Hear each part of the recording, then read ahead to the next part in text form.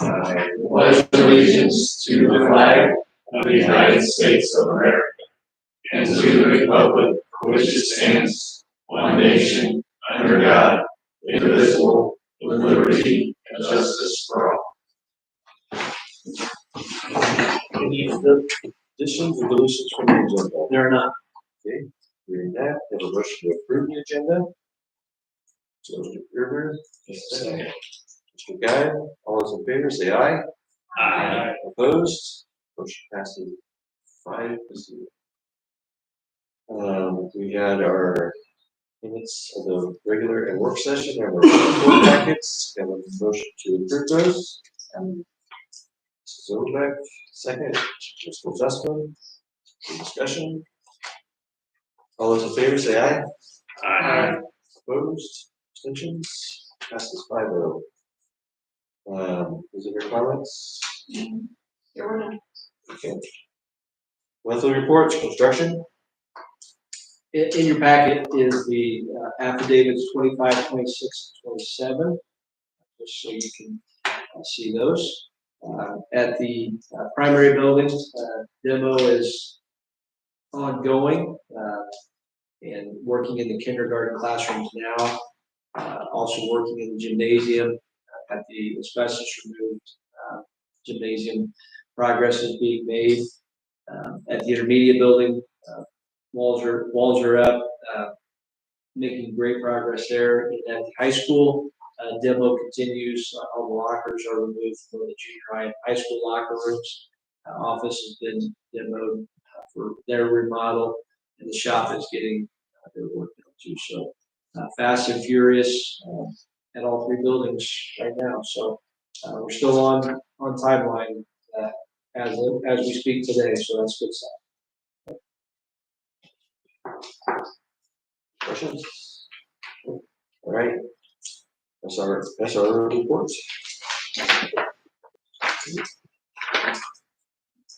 Since our last meeting, assisted and helped coordinate last minute pickup drop off at TCI with Ms. Pearson and Mr. Culp due to last minute grinding of the roads and paving. I know it was kind of frantic for a couple minutes, but I think it ended well and we didn't have any major hiccups or anything.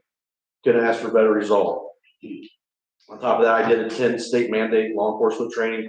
Every year we're required to do at least a minimum of 24 hours of training, which includes so many hours of firearms, emergency vehicle operations, defensive tactics, as well as other topics that we have to hit on every year, like domestic violence, sudden infant death syndrome, hazardous materials de-escalation, dementia, addiction, mental illness, human trafficking, autism. Those are just some of them. Since school's been out, I've been able to get almost 100% of all my training hours done. They will be done, which I know that was kind of a big thing for all of us because the last thing we want to do, the last thing I want to do is take time away when students are actually at school to go do training if I can help it. So we're on the right path there. Almost got that completed. I also did my emergency vehicle driving last week with the sheriff's office. We were at the White County Airport. They did a great job of setting up different driving courses. So got that completed. Also worked with Mr. Culp with revising some of the SRO related policies for the upcoming years. Worked with Mr. McCracken monitoring some storms. We had that bad storm roll through here a few weeks ago since we had activities going on out to school. Kind of coming up with a last minute plan just in case we lost power or God forbid we had some kind of tornado or natural disaster. We've also been working on the emergency response protocols for students and staff training. We're actually having a safety meeting tomorrow morning. Myself, Mr. Culp, Mr. McCracken, Ms. Pearson, and Ms. Hall to kind of finalize all that so we get that implemented as soon as we come back to school in the fall. Been working alongside the White County Sheriff's Office with an ongoing investigation, and also design and order new uniform patches for our uniforms once we switch over. The first part of July, I will be going down to Plainfield for a week to the Indiana Law Enforcement Academy to assist with teaching of new basic students that are just becoming police officers. My specialty is in firearms, so that week I'll be down there teaching brand new officers that just got hired by departments and firearm safety and how to shoot and how to hold it, and the whole nine yards involved in that. That also helps me with my recertifications and my instructor and teaching, since I do both and have those certifications through the state. Did meet with a couple different employees concerning some safety concerns with parking areas, with drop off, pickup, some different things we're looking at. Hopefully trying to streamline those and make them safer for everyone. And that's about it. Went to the baccalaureate as well as graduation. Very well put together, very impressive. Don't remember ever going to anything like that, especially in a high school. And glad to see all the hard work paid off. And I thought it was a beautiful presentation, so I'll make sure I gave props where they were due. Well put together. So I'm just curious. Yes. This driving instruction stuff and over at the airport, Yes. is that where they set up cones and all that kind of stuff and you now do all kinds of things? Yes. Basically, you drive at high speeds, do a serpentine through cones, then you do them in reverse. They do a thing, it's called a box drill, where you have to come in, kind of dump the brakes and turn, then you have to back to another course. They do evasive driving to where you reach a certain speed and you have a barricade in the middle of the last minute. The instructor says left or right, so you have to be able to do basic maneuvers, simulated if somebody ran out in front of you or a child on a bicycle type thing. And then they have an actual course set up that's set for pursuits. So they'll have an instructor in a car that you have to chase them through, just different patterns and different shoots and courses set up, and basically try to keep up with them and not leave them, leave you in the dust. That had to be kind of fun. It is very fun. I'm not gonna lie. It's stressful, but it's also a fun kind of stressful. All right, thanks. You're welcome. Any other questions? Well, in your packet, last month, we looked at the take-home car policy. There was a request to clarify the language for take-home. So in your packet is updated language. There are 2 paragraphs specifically under procedures. The Tri-County Police Chief will always have a take-home patrol, will always have a take-home patrol vehicle at his or her disposal. The chief is also authorized to take home patrol vehicle for business or personal use, provided that such use does not extend beyond the county surrounding White, labeled in Jasper, Cass, Carroll, Tippecanoe, and Placer. When the chief utilizes the patrol vehicle for personal use beyond the surrounding counties, prior approval from the superintendent is required. Travel outside the surrounding counties is conducted for school-related business purposes, i.e. training, picking up equipment. The cost of refueling shall not be the responsibility of the chief. However, if the patrol vehicle is taken outside the surrounding counties for reasons unrelated to school business, the chief shall be responsible for refueling the vehicle at their own expense to a full tank upon maturity. So, for example, we talked about last month, and just because of the 500, the 500, if he's asked to work that, the policy is saying he could take the vehicle, but it's not business related for us. He would be responsible for filling the tank back up at his own expense. So that was his feedback we got in the first reading. So I wanted to make sure we mentioned that. He mentioned it in a report, we worked on that together. So nothing to do. I kind of consider this still a first reading, so because there was a request for modification. So probably bring it to you one more time in July, just approval, because I do want to get it board approved. I also want to give the opportunity to say this is what we add to it. The other 2 documents, the job description and the expectations are that we'll do them all through July. So this is Tony. We're just now starting into summer, so I don't have a whole bunch. I just got an email this last week, and we were selected to be part of this CRDC quality check, just to verify they're small districts. Sometimes our numbers are really small. They just want to be like, are you really sure these numbers are right? So we just go in and abbreviate to that. All of the traditional fax lines in the district have been converted over to the electronic faxing now. So that we just completed the high school here at the end of May. Our category 1 E-rate, I know I talk about E-rate a lot. Our category 1 project this year was the GNA still won our bid. But we were able to afford 500 gigabits to a gig for our ingress. So that just was completed last Thursday or Friday, which is a little ahead of schedule. So everybody's going and we get to enjoy better speed without nothing. They'll get it this fiscal starts though. Otherwise, we had to tear down a lot of rooms with the construction projects that's going on. And I know we initially in technology thought, oh, it's gonna take us a full week to, get through a lot of this. And actually we were done with everything in 3 days. So it really took a day or a half a day for each area first to remove things. We did find a few senior cards, so I thought that was kind of cool. But yeah, so that's really kind of it. The high school office is the girls are a little cramped in their area, but I think TCP is more cramped in their area, so I tell them all the time that be glad they have space to breathe. So yeah, that's kind of where we're at. For next year already. So I think she's selling herself a little short from the standpoint of when we talk about getting this stuff out, that technology took care of the boards, the computers, the phones, projectors. We made the request that we touch that stuff. Just past experience, sometimes when people are doing demo, they just throw all that stuff away. Like some of that stuff we actually want back. So we talked to Goff at the elementary building. We'll take care of the technology, which put a burden on her staff to make sure that they got all that stuff out of there. So I appreciate you guys' work on getting that out because we need to get it out really quick. So they didn't have much of a runway. You just kind of glossed over that. I want to make sure we say there was more to it than just getting rid of technology. It came together a lot easier than we thought it would. Mentally going through and making our checklist of everything we had full, we thought, oh, this is going to take a really long time, but like we really moved fast. And I guess it's props to my team on how well everybody works together. That's great. Any board committee reports?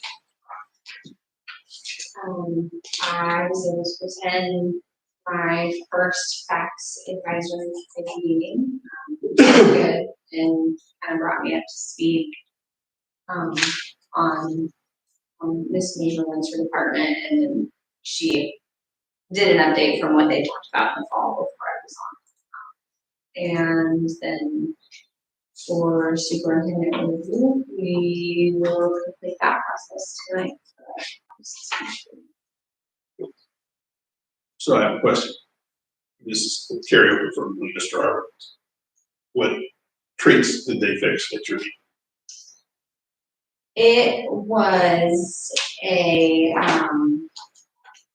pita stuffed with the chicken Caesar salad stuffing, and then a berry crumble box. She had berries left over. There's a definite perk on that committee. There is a perk. And she gives you the recipes. That's great. Okay, any other? So we, yes, Yeah, we and Bob and I, but I think my first business, with me. JR. With JR. And one thing I really like is how they're mindful of how to use AI, and they got a plan or trying to create a better plan to steer the state how to use it properly. So, that was a big thing I liked to business. three of us were in the conference room and we were on, and that worked pretty good, I think. Yeah. Conference call and stuff like that with Mr. Parker. And yeah, it was good. So there was 1 year under his belt, and that's a real success. I think that just how well they did it at Nationals, having one national winner and one second coming second. I think that was the Tulane. So yeah, that's good. Anyone else? What's our reports? That's all. I don't know, it's fun, but I do want to thank the TCB staff. They've had a great year, so that's all due to them. They've had a fun year, it's a great year. For students and staff, just for everybody, it's a good year. I want to thank them for being flexible with construction. They're very understanding, very flexible. I'll give a huge thanks to technology, custodial maintenance, the last staff work day. Everybody was in hitting pretty hard, like just getting things out of rooms, secured and safely. It was it was a lot to get done in that one day, but they got it all done. So I really appreciate it. To report from Mr. Pierce. Mr. McCracken? I don't have anything to say. Go ahead, Mr. Johnson. Finished up the semester on Friday, May 23rd. Mrs. Whitmore does a really nice job. You always have to deal with, the kid is not present during finals, and we play at that final maybe right before they get out. The kids come back after school's out. Teachers are only there a half day, so we get that it's finalized, the finals graded if they're not there, and so we have to get everything finished up on Friday the 23rd. Report cards. This working guy to take care of report cards went out for us a little late, but they brought up today. For you, for anyone that wasn't able to come to senior celebration night, which was Friday after graduation, we had 21 seniors finish with academic honors. We had 24 seniors finish with technical honors. Obviously, technical academics based on classes that were taken and credits earned. 45 of our 56 graduates received some type of industry certification, which is really good to see that many kids earn some type of certification that, well, as I said, that might, and Mr. Kilmer can attest to this, never know when that's going to help the kid out to find a summer job, and put on a resume, or possible future employment, summer employment. So having that many kids actually focused, that's a big credit to our counselors, our staff, for directing kids and guiding that.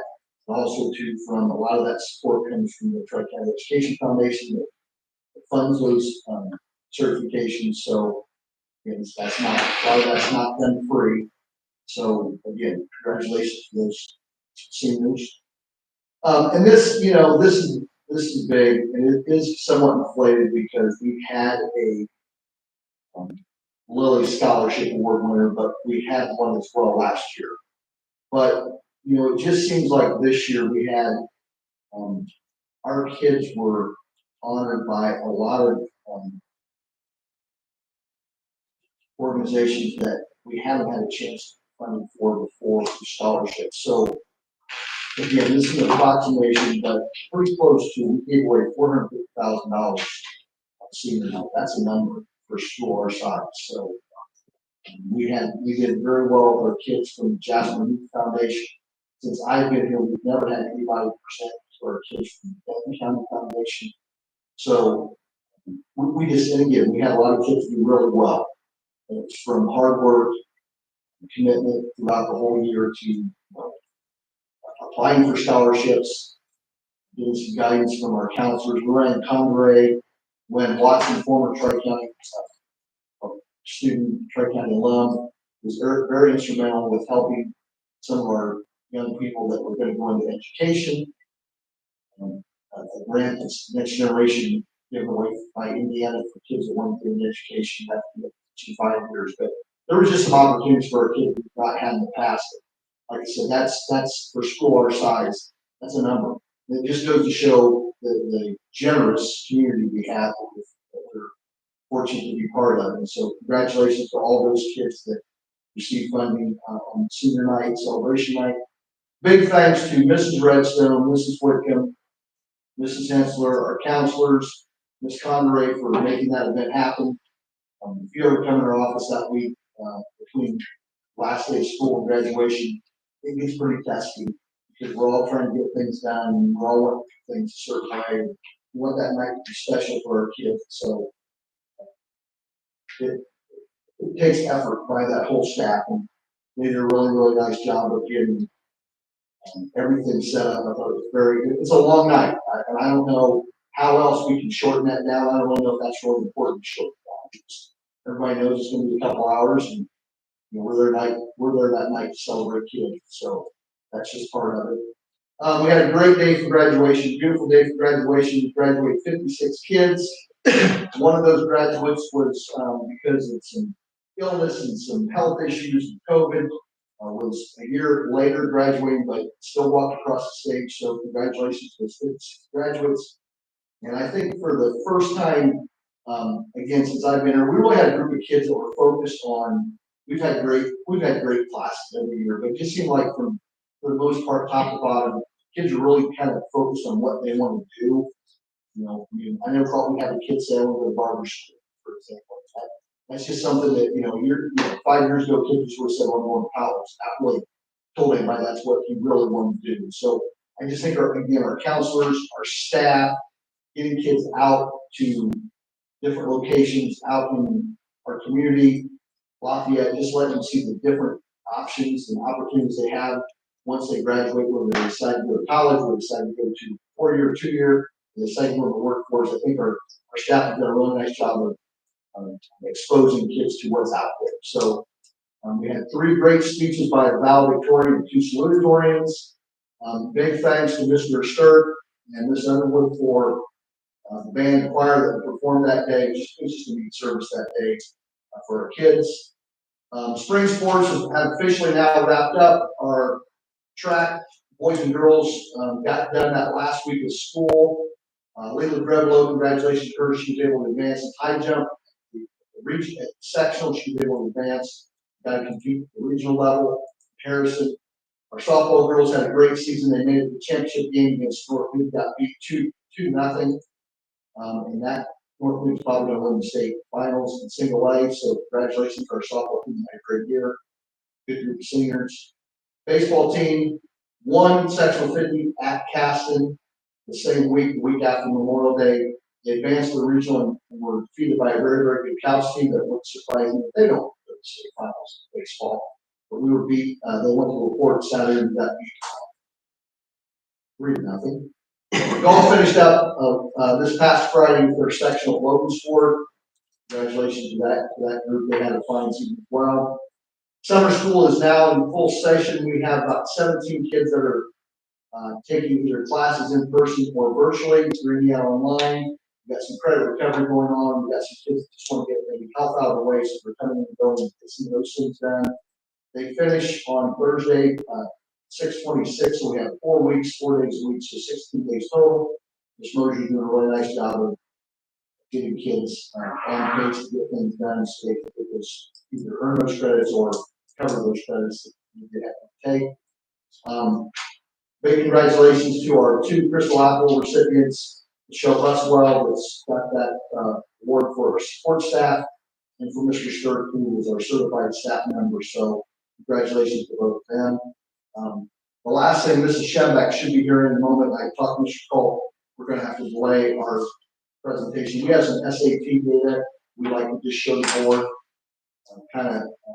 where our kids the junior class, where they're at as far as compared to statewide and national-wise. Some strides we're making both in percentage charts and pass. So when she gets here, we'll wrap it up where we're starting to.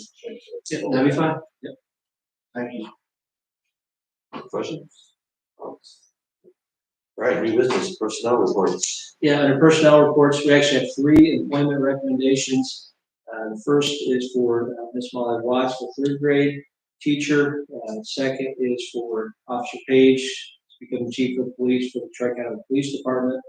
And third is for McKenna Schneider for the 6th grade instructional aide.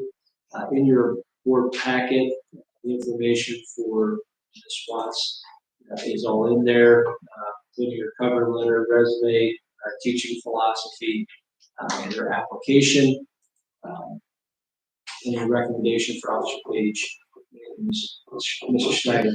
Also, will make you aware of 2 transfers. One, Mr. Matt Garner, recommendation is transferring into social studies at the high school from junior high math. Mr. Garner is going to be replacing Mrs. Salvo, who is transferring to Spanish starting the 25-26 school year. So that's what I have for personnel reports. We can approve those employment recommendations and make that recommendation. Do I have a motion to approve the personnel report? Mr. Guy, second. All those in favor say aye.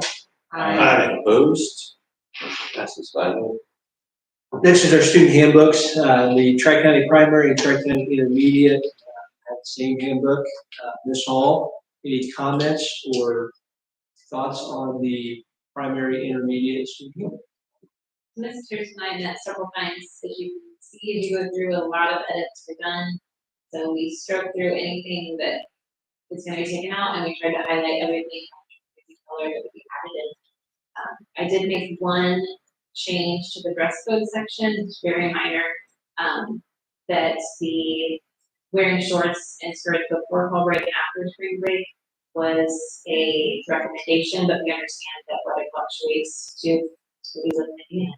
So that's more of a, kind of a guideline, but something to go on with too. If you have any questions.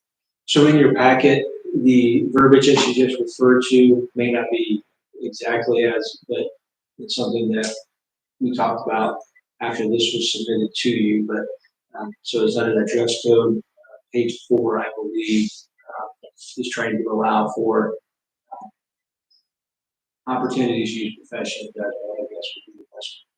So, keep in mind that, like I said, the changes that are in there, she's already got posted, so if we can act on these two separately, so for the student handbook for the primary, intermediate, make the recommendation to approve that as presented. So we'll do it separate. Yeah, we'll do a second. Okay. And then motion to approve the primary and intermediate handbooks. Mr. Zussman, second. I'll second. Mr. Guy, any discussion? Hearing none, all those in favor say aye. Aye. Opposed? Passes 5-0. And then next we have the Tri-County Junior Senior High School handbook, Mr. McCracken, Mr. Haskins, you guys have any comments? Yeah, I apologize, I didn't know Mr. Cole, what I had highlighted in yellow presented is what we're going to take out, and what was highlighted in red, what we had. We took some things out of the dress code. We decided to put a kind of a honor council together based, made up of department heads for any type of plagiarism or AI use that goes past policy. We're going to meet with those kids and staff to talk to those kids, try to get things like that place. More talk about proper use of AI and problems with plagiarism working up the college down the road. So that there wasn't a lot of change, but we just had some verbiage.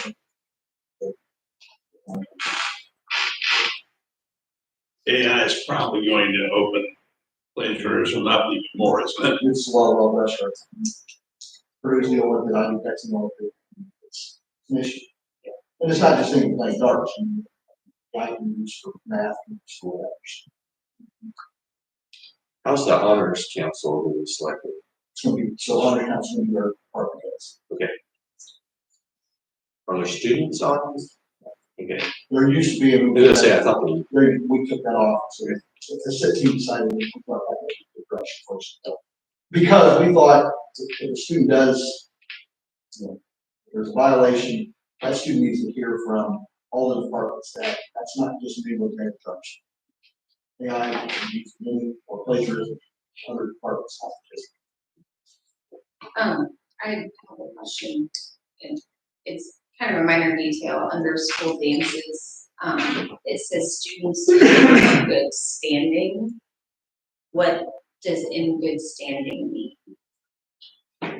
Typically, if a student gets suspended for whatever reason, as an OSS, maybe has, or worse, those would be considered as maybe not in good standing. Generally, we look at that by semester.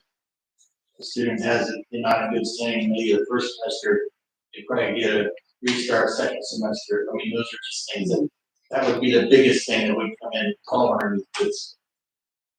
I just didn't know if it was clear to someone reading the handbook whether they would fall into good standing or not good standing. I chaperoned the middle school dance. I got complaints. And I didn't know how to answer the questions there were some that were, I don't know. And Mr. McCracken and I talked, for example, if a kid's on academic probation, we make the decision where should I let kids go if they have to go on academic probation. We will make sure that's not the case. And there may be some staff members who don't agree with that or don't like that, but And sometimes okay. Maybe disagree with our decision, but sometimes we feel like it's still important for those kids to be with their peers. I was more on that side of the, like, it's one, it's not a repeated thing, it's taken Correct. from studying, but I looked it up because they were asking me, and I was just curious what in good standing. The other big factor in that sometimes could be attendance related to whether that be tardies or unexcused absences per se. What about dress code? Not typically. Because dress code, There was already a consequence for that. Maybe double whammy. Unless it's as a habit, I mean, unless it's, that wouldn't be. but that's kind of interpretation, I think, in the past. But you might agree on dress code versus what I might agree. That's happened already in this room. And therein lies the big problem with dress. I was referring more to football teams. Figure that. Okay, so I have a motion to, Sure, Rebecca, that answers your question. It does. Thank you. Sorry, I'm sorry. No, You're good. thank you. a motion to accept the junior senior high school report. It's presented, so, Mr. Gerber, second. Second. Mrs. Overbeck. Any further discussion? Hearing none, all those in favor say aye. Opposed? The motion passes 5-0. I think at this point, we have Ms. Shebeck, thank you for joining us. Appreciate it. So I did tell you 7:30, but we were going a little faster, so. Well, he gave me a clue that I need to be a few minutes early. Okay. So I just like to start by, Mr. Shebeck has done a really nice job kind of getting into some data this year. We are continuously trying to use data to improve, to learn.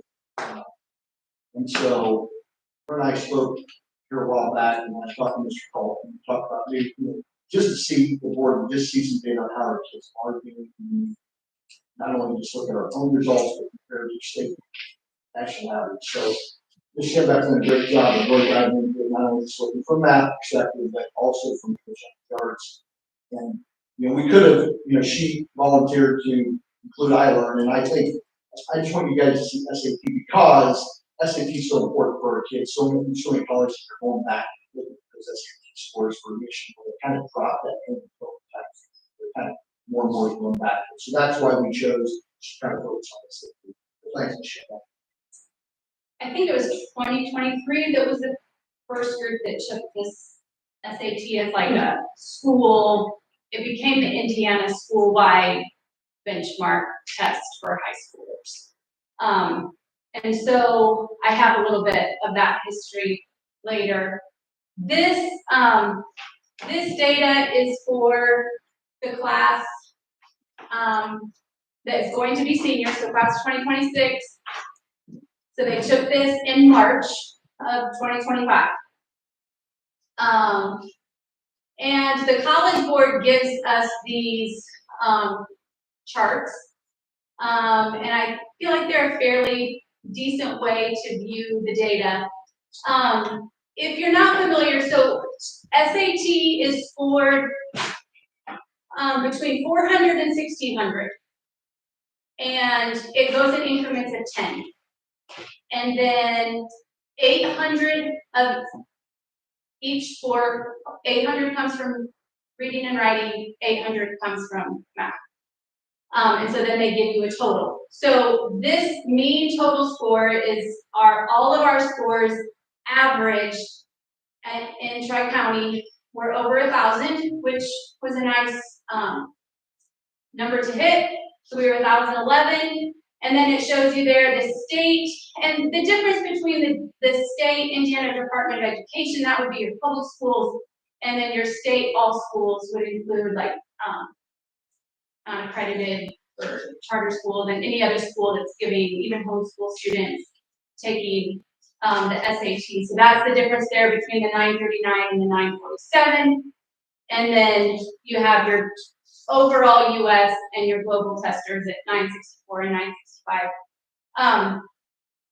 So obviously we were happy to get our mean over the state and US average. And then it breaks it down, math and, or I'm sorry, reading and writing, this is the mean score. So Tri-County mean score was 506. To make a little, so I have two slides here that kind of go together. The state or the College Board have a benchmark that they say, if students hit this number, they would be considered college career ready. That's the number the state of Indiana is looking for. And so that number in reading and writing is 480, I believe. Sorry, I didn't pop ahead here. Yes, it's 480 in reading and writing. And so reading and writing, Tri-County did very well at 506, state 483, US 494. Our math mean score was 505, which right there within the reading writing, they have a higher benchmark for us, mathematicians. And so the benchmark score for math is 530 rather than 480, which is quite a difference.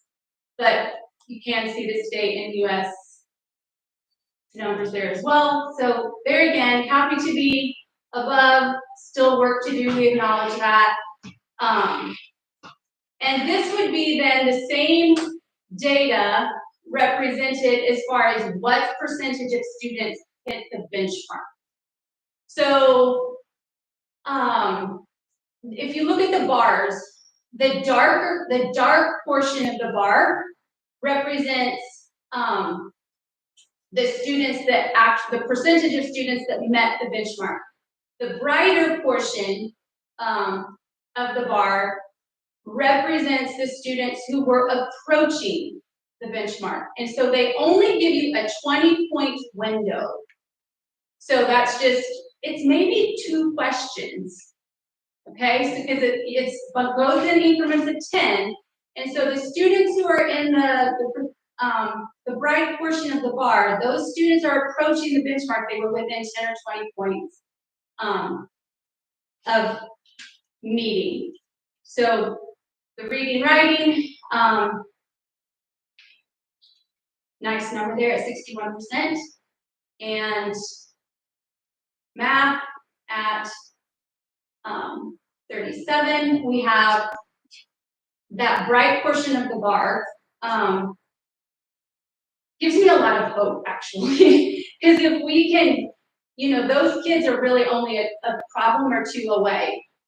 And I felt like, while we want to be higher than that, we were happy with some progress there and seeing scores moving in the right direction.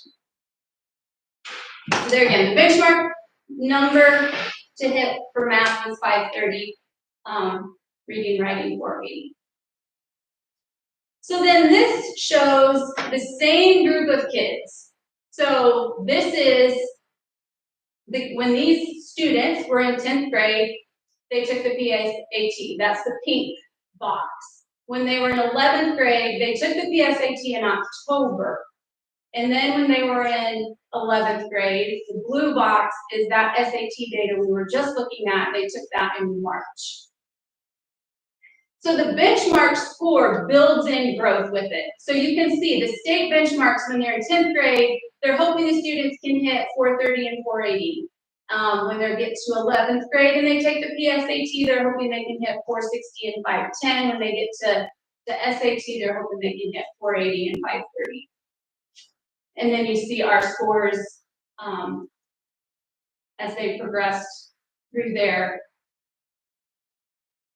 pretty well bumped up according to that same amount of growth. A little variation here and there.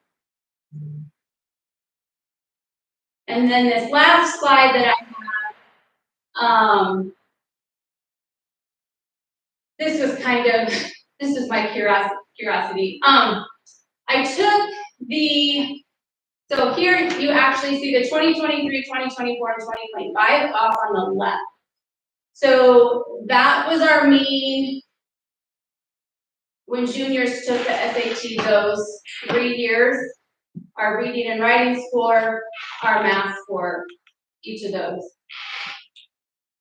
So we saw a dip in 2024, but then thankfully higher again in 2025. Another piece of data that they give us is what number of kids were in these different scoring bands. Okay, so the 400 to 590, 600 to 790, 800 to 990. Each of those bands, those numbers beside it, were how many students Tri-County had within that scoring band. And I guess the exciting thing for me with the 2024 to 2025 is we were able to get movement. Say, well, we should show you guys very right here, right here. Yes, it should be easy, yeah. Like here we had quite a few sitting in this 800 to 990 band. We had 25 students and 16 here in this 1,000 to 1190 band. In 2025, we were able to kind of reverse those numbers and get kids moving up a band, if you will. I am also seeing, so I have some numbers in bold over here. I'm seeing a larger percentage of kids using the opportunity to retake and wanting to better either their math or reading, writing, or both. And then students can super score when they report those numbers to their college. They can take their best reading and writing score and they can take their best math score and put them together as one solid score. And we had a lot of students. So we had a few students who took it prior to the school window. We had about 5 students, or 3 students, I think, signed up, but they took it in May, and we have several more signed up to take it in June. So I think they're using the opportunity to see where they were at with that school day SAT, and then they kind of have some goals of improving and using some of the resources that are within the College Board to do that. And so these numbers over here, retaking or super scoring allowed like one student to move out of the 1200 to 1390 band and be added into the 1400 to 1600 band. So we actually total have 2 students scoring down there in that 1400 to 1600 band, which is fantastic. I don't know if you have questions or want me to go back to a slide. I mean, so the 51 students that tested, is that all the students in that grade? Everybody has to take the test, or are EL students? Yes. Special education students? They receive their accommodations. They have to be inputted into the College Board website so that then that is acknowledged by them. But then yes, all accommodations are met and those students are tested as well. Now, there's a chance some of those kids that tested as sophomores may have moved out and had someone else move in. Sure. So we not be the exact same 51 kids, but it's, you know, it's close. But I think what Ms. Schembeck's getting at, in both English language arts and math, we looked at that data is the growth. We've got kids growing, which is. And what do you attribute that growth to? You guys have conversations on? Well, I'll just personally say, credit to, I know I speak for math department, stuff like adding integrated algebra 2 and getting kids seeing the different form of algebra 2 that is a little more rural applicable. I know that made a big difference for some of our kids. I could just really get it, and as opposed to sitting there being miserable in algebra 2. That didn't know good at all. So credits to Mrs. Kaufman, Ms. Schembeck for overseeing the math department, doing open things like that.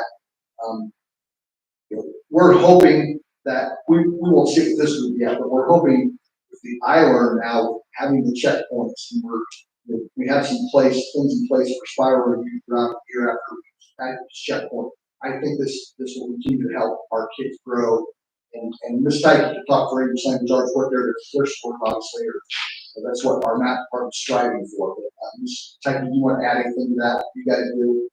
One of the things that we have is, particularly in middle school, we have almost like an additional rotational course that is focused on those more writing skills. So students in a 9 weeks will take an additional on top of like English 7 or English 8 to really hit those skills and just reinforce those skills that will show up in every single class. And the same thing goes for a reading course that is a semester long, because we have to read longer texts, so it takes more time. And so that again is reinforcing all of those skills that they need to take on to more places with just English on the it works out great because we can really hammer home some of those standards that just, we need to have more students mastering them than we have time for just one more.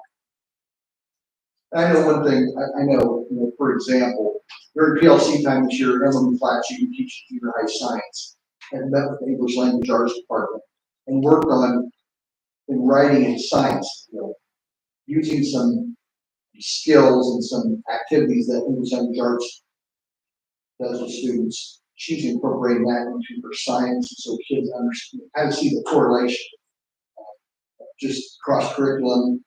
Ms. Schembeck, you want to add anything to that? I don't know about the integration. Yeah, I think Mrs. Baylor and I have, since the SAT became the school day assessment, have spent kind of increasingly more time kind of diving into the PSAT data, because that's supposed to be helpful in telling us where kids are at and, where we need to get, it breaks it down into, at least into some categories for us. So like it has an algebra section, it has a geometry and trigonometry section, it has like an advanced math section. Now, exactly what's tested in each of those sections can kind of vary from time to time, but we do at least get an idea of kind of where kids are at in those categories on the PSAT. And then we've also been, so College Board they're kind of continuously revamping, like, kind of not necessarily the overall makeup of the test, but just like the tools. It's all online now. And so since that became all online, they have integrated, it's an online graphing calculator called Desmos. And so we are finding like the more comfortable students are with those tools, the more apt they are to pull them up and use them to their full advantage on the SAT. As a lot of times we had practice tests that we printed off in our students' classroom binders for each of our classes, and we would, as the warm up, kind of in those months prior to the SAT, we would say, all right, go work on 3 problems out of the practice test and have Desmos pulled up so that you're working smarter. Like a lot of times if they could know how to set the problem up, they could put it into Desmos to get it to solve it. And a lot of students gave me a lot of positive feedback on that. Like, they just said, thanks so much for making us realize that we didn't have to, like once I knew what to do with the information, I didn't have to take the time to solve it all out by hand. I had the tool there within the SAT to solve it for me. And for a lot of students that realizing I could graph something and look at numbers, I could at least rule out 2 of the choices, So I think we are trying to utilize a lot more of incorporating them being comfortable with the technology so that they use it to their full advantage. Another thing we did within this class, we've been about 8th grade, we first started really focusing, we met somewhere on number sets, just general number sets. I think that's how it puts some of these numbers to first, general number sets, classroom remediation, things like that set up. And I have really seen, I feel like this year was one of the, I feel like through COVID, we lost a lot of problem-solving perseverance. Students became really just kind of sloppy and lazy because they didn't want to persevere through it. And I'm finally seeing kind of a rebound back. And they have more of that problem solving perseverance, like, okay, yeah, I have to read this whole paragraph to try and solve this math problem, but they're not just like writing it off, like we saw there for a few years. So I think that's helping also. And giving them problems like that in the classroom, the more I can expose them to it, the more comfortable they will be. Mr. Haskins, you mentioned, I heard you right, I think. When we go back to the 3 R's from model school, and while relationships is absolutely strong, but the rigor and the relevance, and especially, I think I heard you say, you're seeing where some of these classes, where the relevance is there. And try to just get kids understand the relevance for cross curriculum. Just, it's using, fractions are using level, for example. Fractions are using culinary. Reading is used in culinary. It's used in ag. Public speaking is used in ag. So just getting that, we're really working with is trying to get cross curriculum. Students understand that all these things cross curriculum. And you see where that's at, where it applies. I'm a super example then, because like middle school going into high school, I was on, and fortunately I did pretty good in my math stuff, but I hated it. And I didn't see where it applied, and I always thought math was just to stimulate the brain. That's how off the wall I was on that. And I saw the relevance a lot more and a lot earlier, I know it would have helped me, or especially heading into college and stuff like that. I think that's just awesome now when you're seeing where this fits in, whether it's in math or cross curriculum or whatever. And it's not just math, but all of that. I think we're making great strides over that. And our math department done a really, really nice job. From 7 through on up to 12, we're using guided notes. And, if you ever come out, the kids have notebooks. We're seeing kids with notebooks down in the lunchroom every day, all levels. We've done it with everybody's doing it. Everybody 7 through 12 are using guided notes. And just that's made a difference. You agree, Michelle? That Yes. Kids have to do math, they can't just see math. Like, they have to be interacting with it and doing it, because they can't just watch it. and some kids, taking notes, they can't just set the right notes. Their notes are in front of them. They have to fill in some spots. For some kids, accommodations, we give them that. They can just focus on what we're doing, what they're supposed to do. I think that's And guided notes again is, tell me what. just basically notes, just basically instead of kids setting right notes, it's given them for, for some kids, they just need for organization. Or like they may have to fill in a blank.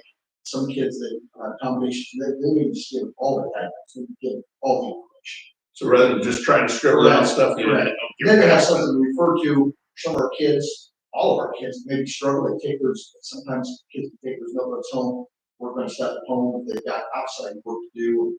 Just refer to those notes. Trying to pull an example out for you here. I have some of the building. I still have them. So here would be kind of an example from pre-calc of, a lot of the information is there, but the kids end up filling in anything that's in there in color.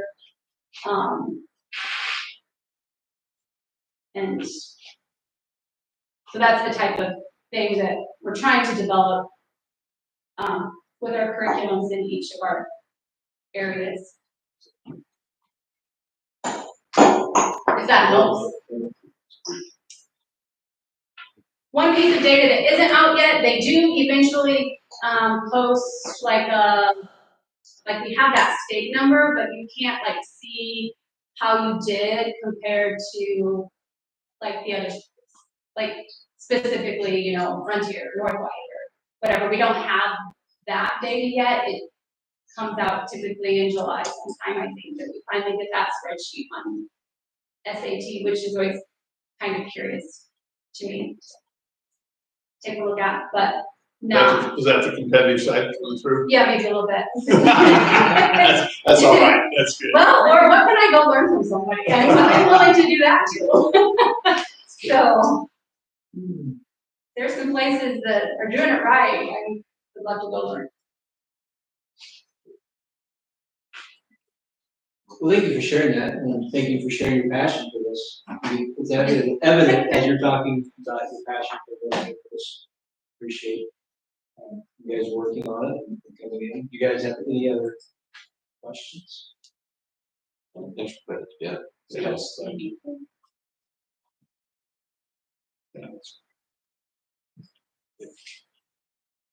All right, we'll move on to breakfast and lunch prices. In your packet, Mrs. France shared some information for her rationale for increasing breakfast and lunch prices. If you had an opportunity to look at it, I think there's a lot of effort that went into trying to figure out what it costs per meal per day per child. And so I appreciate Mrs. Trent sharing that information with me that I didn't share with you. With all that being said, the recommendation is to increase breakfast and lunch prices by 10 cents for the school year, bringing our breakfast prices to $1.55 for the students. That'd be pre-K to 12. Adult breakfast prices would be $2.70. K to 6 lunches would be $3.20. For our junior, senior high school, would be $3.30. And for adult prices, $4.80. I did inadvertently put the reduced prices in there as well, which the board cannot vote on that. That is set by the state. So you strike those reduced prices for breakfast and lunch out. The recommendation for 10 cents for breakfast and lunch is still on the table. Okay. So I have a motion to accept the changes to the breakfast and lunch prices. Second. Go to that. Grab a second. All those in favor? Oh, sorry. Comments? We're still forced to do the 10 cent. Yes, and I mean, so if her numbers come back and said, well, we could actually stay the same or reduce, we don't have a choice, right? that's correct. I mean, and that's been. We have those asked, but That's, I just want to clarify. Any other further discussion? Hearing none, all those in favor, say aye. Opposed? Motion passes 5-0. The Wolcott Public Library has an appointment for Mark Bors to serve his second term beginning July 10th, 2025. He'll be on the board until 2029. So that is for our board to approve. We have a motion to have Mr. Forrest as our Wolcott Public Library. So, Mr. Gerber, second. Mr. Sussman, all those in favor, say aye. Opposed? Motion passes 5-0. The Tri-County Classrooms Teaching Organization has asked for Kylie Hickner to serve as MACE representative. So MACE is our health insurance trust. And as a representative, Mrs. Hickner will be representing staff. I go to the meetings, and then a teacher representative goes to those meetings. They will have voting powers at those MACE meetings. But in order to make that official for Mrs. Hickner to serve, the school board needs to approve that. Then I take the minutes of that approval, I send it to Mace, so then she can start attending the meetings. And it's just a procedural step from Mace's standpoint for the school board to approve Mrs. Hickner. So I'll make that recommendation to approve as presented. Have a motion to have Mrs. Hickner as a representative. Thanks.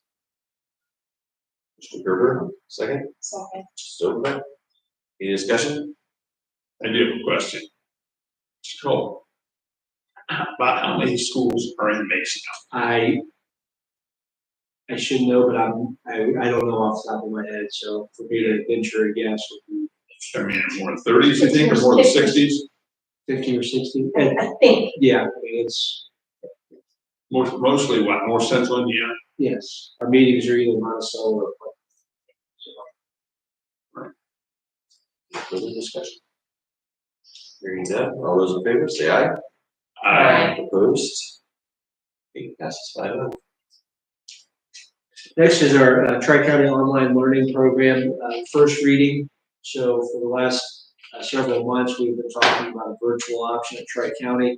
And so this is the first reading or the first draft, if you will, of this. Obviously, there are some things that are still highlighted on there we need to continue to discuss. But the goal of offering a virtual program would be to provide some of our students with some flexibility. Maybe the traditional school isn't set up for them. So we want to try to give an option for students to be successful. On the second page, I'd like to point out we do have some thoughts for helping students and parents understand would this be a good option for them. So, if you are an average to above average reader, this may be a good platform for you. Self-motivated and self-disciplined is another criteria for consideration for Indiana Online. And future focused, we're I guess trying to make sure that this is a productive option for our students. So we try to outline some specifics for parents and for students, quite frankly, if this is a good fit for them. There is, as you continue to go down page 5, there is an online agreement. The student has to agree to the following requirements, and then the parent also has to agree to the following requirements. So, for example, we do ask that they spend 5 out of every 7 days working a minimum of 30 hours per week on courses. We do agree that the student and the parent agree that if they go 10 consecutive days without logging into a course, that they would have a meeting with the Tri-County administration. We also require that they take all the standardized tests, including the SAT, PSAT, WIDA, the ASVAB. If they don't do those standardized tests, they may be removed from Indiana Online. We also ask that parents have some agreements as well, making sure that students would come in to school for testing as an example. Updated contact information and so forth. We also have an application process for admission. A student or parent may express interest in Indiana Online, however, doesn't mean they'll automatically be granted admission to the program. So we do ask that they fill out an application first. And that application, part of that, if there's an intake meeting where the parent student would come in and talk to the administration about if this is the best fit or the best placement for a student in Indiana Online.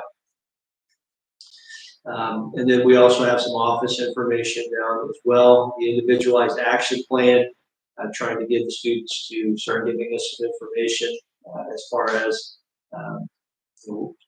what their future goals are, so forth. And then we also have application information for their academics, so we can make sure that the student doesn't miss a course or doesn't miss a test or whatever the case may be. So Indiana Online is a platform that students would be taking. We're going to push the synchronous classes, meaning that they're logging into classes as they're being given, as opposed to asynchronous, which is just assigned and they do it when they want. Asynchronous is an option, however, we're going to push the synchronous option so students can log in, work with an Indiana teacher through a virtual program. Once again, if a student doesn't make progress or a student is not being successful, we would take them out of the program and bring them back to in-person. If a student is enrolled in Indiana Online, they are a Tri-County student.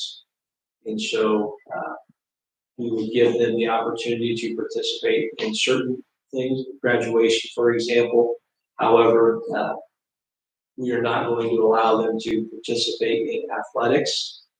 Extracurriculars or co-curricular activities may be on the table, depending on those activities and the requirements of those activities. For example, some organizations require that they be enrolled in a class that is pertaining to their, so for For example, FFA, you have to be enrolled in an ag class to be an active member of FFA. So there may be those options that are available if we wanted to do this.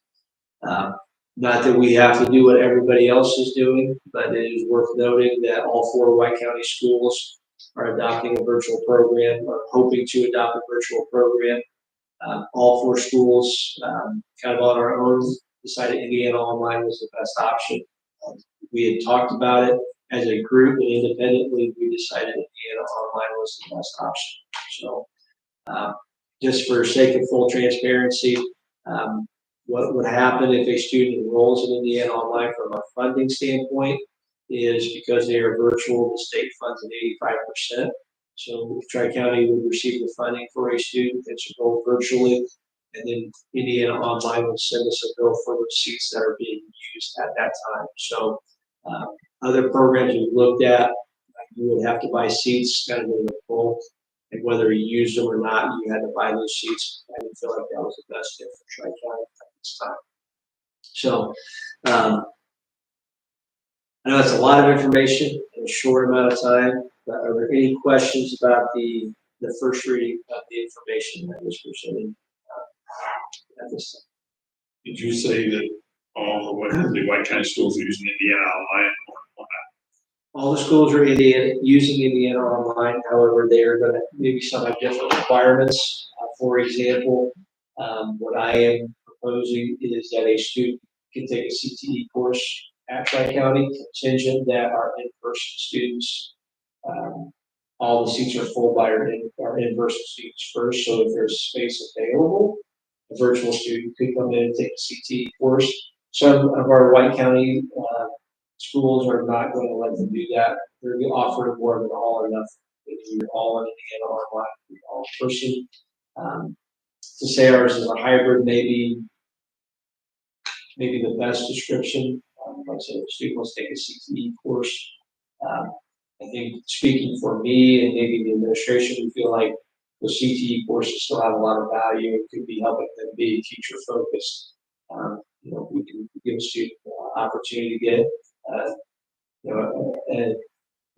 a credential in culinary or in health careers. That may be something that beneficial. Some of our White County schools don't want to do that, which is their prerogative, and their some schools are going to say, yeah, you can be enrolled online and do athletics, but I don't think that's the best thing for Tri-County at this time. Good question. So there's some areas that are highlighted in yellow, which means they're not quite final. I think that was just something that wanted to get engaged in further discussion on. For example, we did actually have dances on there that students weren't eligible to do, but we decided to take that off. They're eligible to attend the dance if they're an Indiana Online student.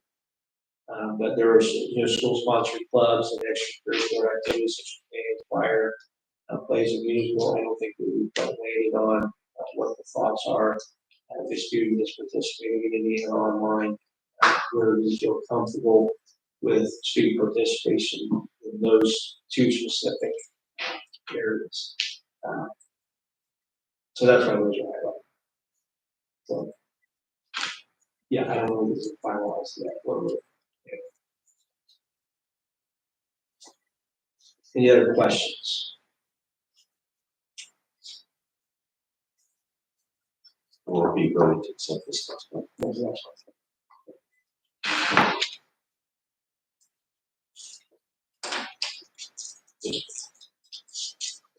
Any questions? Nope. Last action for new business is overnight out-of-state field trip. There are 3 field trips in your board packet. The one, I'll just go through all 3 of them. First is a trip to Washington, D.C. Dated for tomorrow. So students, it's the leadership conference, the FFA leadership conference out of Washington, D.C. Kids will be out there for a week. Mrs. Hickner is chaperoning. I think we have 2 Tri-County students that we are taking. We're actually taking a student from West Central as well. So we're happy to help our neighboring school take an FFA member. So she's gonna be in charge of 3 students while she's out there. If you looked at the field trip request, she is taking her husband Cole out there. The rationale being pretty simple, is our two students are males. She felt like it might be better that we did chaperone as well. So even though there's only 3 students, she wanted to take Cole for that reason. And then the other 2 are also FFA trips. One is to St. Louis, Missouri, later in the summer. That is a rewards trip for our top 15 or 10, 15 FFA students. So they accrue points throughout the year. So they have a reward trip to St. Louis for a couple days. And then the last one is the Pine Creek Camp. Mr. Shearer and Mrs. Sickner have taken their FFA leadership team down there at the start of the school year to work on a plan for the school, the entire school year, and build some camaraderie with the leadership team. So 3 field trips, all related to the FFA. Motion to approve our field trips. So Second.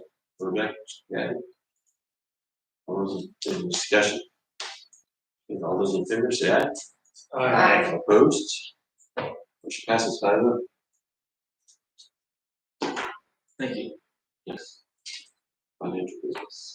Under financial business, you can see there your basic transfer report. Once again, just a reminder that we have to take funds from the education fund to support the operations fund, and it cannot exceed 15%. So every month I provide this to the board as evidence of what we are transferring, and also as evidence we're not exceeding that 15% as per state code and per board resolution. Also, you have in your packet the end of month financials. We'll present that to you every month as well. Next month, the July board meeting will be a good snapshot. That's 6 months into this year that we'll be able to glean some budgetary information.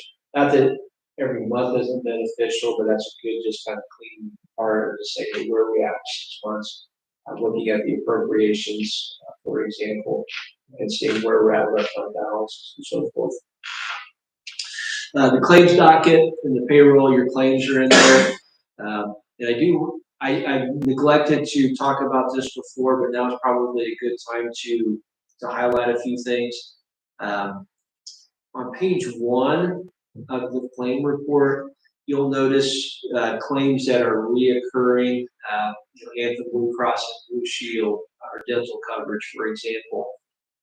MACE is another one they see, but they're pulled out of different funds. So if you're at page 1, for example, the Anthem Blue Cross and Blue Shield, you'll see it's taken out of the education fund, referendum fund, operations fund, school lunch fund. Those have to be pulled out of the category that we pay the staff from.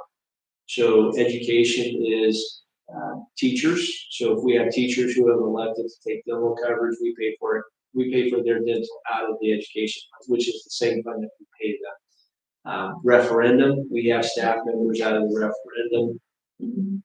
Operations would be primarily your support staff, bus drivers, instructional aides.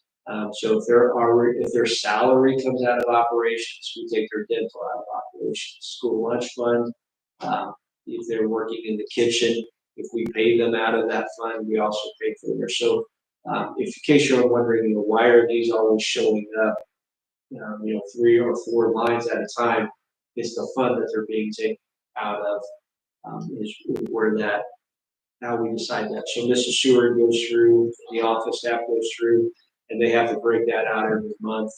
So that helps us with our budget. Obviously, we budget that at the beginning, or starting next month, we'll start working on the budget again.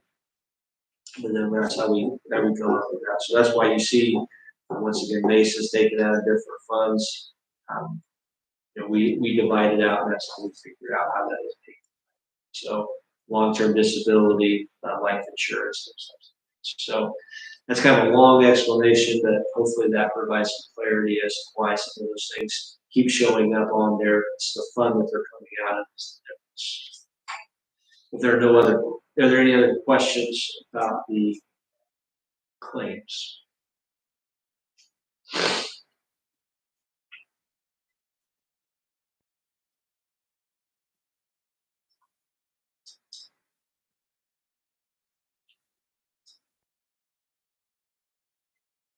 You have a motion to accept the claims document. April. Mr. Zussman, you got a second yet? Any more discussion? Hearing none, all those in favor, say aye. Aye. Opposed? Motion passes 5-0. The superintendent. Yeah, I have several things that I want to share. In your board packet, the ISBA did a nice job of summarizing. I think there's 44 new bills that were just signed into law that are pertaining to education. So there's a nice little summary. I think the bigger thing is 44 bills just in this last legislative session regarding education. So you have those in front of you. Some of them will start July 1st of this year. Some will start July 1st all the way to 2027. So just something to keep an eye on in your board packet. Also in your packet, we've been talking about the new diploma requirements for about 2 years now. We know this was coming. But one of the things that we've been waiting for is the credentials of value. That is part of the new diploma type. The idea, we just released those last week, so we've got more information as we move into implementing these new diplomas. School safety grant is open and accepting applications. Thanks to the hard work of Officer Page and Mrs. Kelly. We are looking at replacing the cameras at TCP and TCI. So in your packet are maps of the building and where they are looking at either reinstalling and updating cameras or adding new cameras, keeping in mind with construction where those areas are that are going to be updated. So anything that you see that's in blue, that's requiring a new cable, a new camera. A yellow designation is a direct swap. A green, maybe if there's a camera or maybe 2 cameras that are already there, and we're going to turn down to 1 camera, just maybe doing 2 different directions. So before they may be able this way, maybe 1 camera that can go the opposite direction. And then lastly, we do have some cameras that we will either get rid of, move, or just, like I said, just be careful with the new technology or more technology, just be taken care of. So there's a nice map of TCP and TCI in there. Also are the quotes for the cameras. So Vermilion Systems is the one that we've used for several years. Their customer service is great. And that's who we worked with before. We feel comfortable with it. They actually participated in the walkthrough with Officer Page and Mrs. Kelly. They also talked to the principals when they got to those buildings, where their blind spots were and what their needs were. So this is with the information that I will be using to complete the school safety grant. School safety grant funds will start September 1st of 25. So right now the grant application is open. Then we get awarded the grant, and then we'll have the permission to spend the money starting September 1st. Officer Page, Mrs. Kelly, anything with school cameras? Yeah. Keep in mind too, this is what we did last year with the high school cameras. So we updated all of those cameras at the high school and added cameras. So we wanted to stagger them for a couple of reasons. One, if we need to replace cameras, we're not replacing the whole corporation at one time. We've got them staggered. But probably the bigger reason is the construction going on at the elementary buildings, that we felt like it was probably prudent to wait till the construction's done before we update the cameras, as opposed to installing new cameras and then ripping them. Couple other things I do have in your board packet is just some information that I will ask for approval in July. First is the resolution to continue discussions between Tri-County School Corporation and Classroom Teachers Organization. This would be the 3rd year that this resolution that would be passed. It's a very similar resolution. In fact, I think it might be the same resolution as what we passed, just with updated dates. And so 3 years ago, our legislators got rid of the requirement to do discussions. The Tri-Counties kept doing that. We feel like it's beneficial for both sides, for the corporation and for teachers. Lastly, there's the old policy 5111, policy on legal settlement. I have not done a very good job as superintendent following through this policy. Next month, we need to set a number for the number of transfers that we will accept per grade level. So I want to put that policy in front of you, just as a heads up that we'll have to set a number. We have to submit that number to the Department of Education. And that number can be, from 0 all the way to whatever 200. But keeping in mind class sizes and those types of things. Looking down the road, part of the reason why we need to look at this policy is it's required, but two, if we ever want to deny students from coming in for various reasons, could be attendance, could be behavior, we need to have this policy. We're following this policy to the letter of the law. So, we may have transfer students that we want to deny, that we need to follow this policy in case somebody says, well, why are you denying them?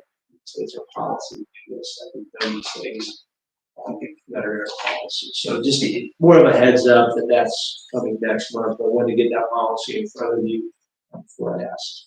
Other than that, that's all I got.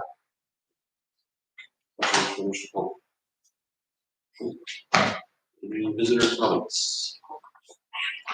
Have you given any thought to, allowing virtual students to take in-person classes that are not CT? For instance, dual credit, AP classes, those types of things, where they would still have to qualify based on grades, or is that something where CT is where you're going? No, I think that's anything that would be on the table. If we got students who want to take, maybe these math class, I'm speaking for our admin team, I think that's the best way to do it, can be in person, so. Any other visitor comments? Good question. Okay, board member comments? Any students to talk to tonight? Okay, motion to adjourn. Mr. Guy, second. Mr. Sussman. Any discussion? All those in favor, say aye. Aye. Opposed? Passes 5-0. It's adjourned.